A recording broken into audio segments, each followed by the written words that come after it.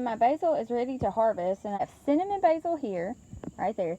This is licorice basil, and yes, this one tastes like cinnamon, this one tastes like licorice, and here's just my regular purple basil, okay? So what I'm going to do is I'm going to gather those, and I am just going to snip them at the bottom, bunch them up, hang them upside down in my drying racks in my kitchen, and let them dry like that.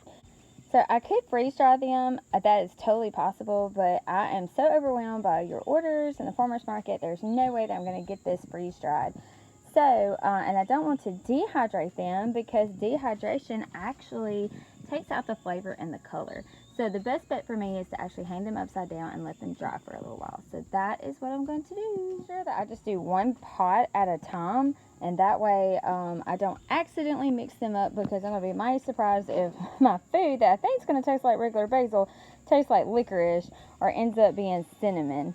And I'm still looking for some recipes to do that. I think that was just really cool to have those two different flavors, and they do taste like licorice and cinnamon. And then just my regular basil, purple basil, which pretty much tastes a lot like green basil. So I'm going to go through here and I'm going to clip this. They're all pretty long. I'll try to give me a pretty good bouquet of those.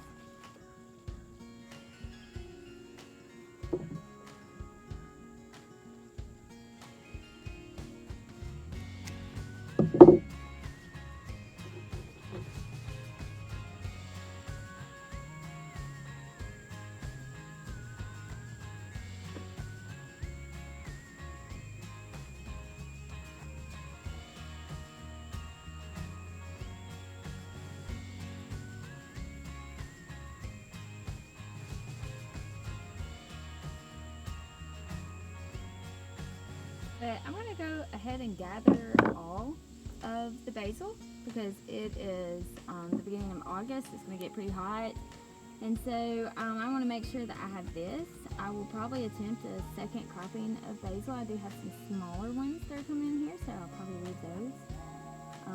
Now that I'm gathering it, it should give them plenty of room to grow. So I don't see any reason I have plenty, so it'd be great to experiment with, kind of fluffing them out a little bit, making sure they get some air. I'm going to kind of fan them out a bit, and then rubber band them at the top. And if you don't want to buy rubber bands, you probably have a hair tie.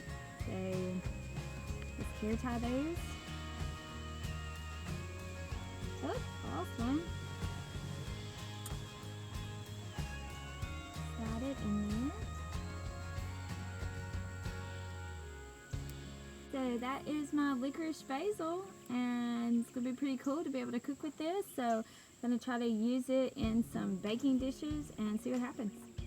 For the cinnamon basil, I have a lot of smaller plants in here, so I'm just going to gather the tallest ones and let the small ones stay.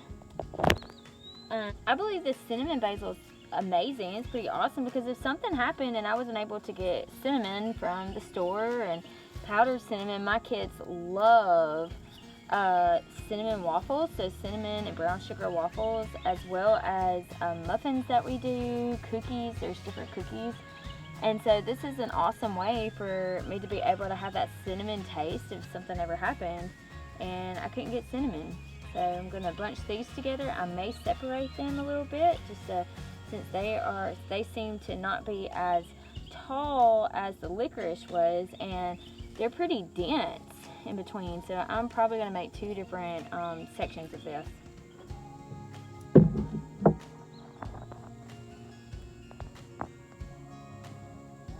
So I went ahead and picked some of the stems off of this, and why did I do that? If it has flowers, you're probably thinking, well, it's not good anymore. The bottom leaves are still fine.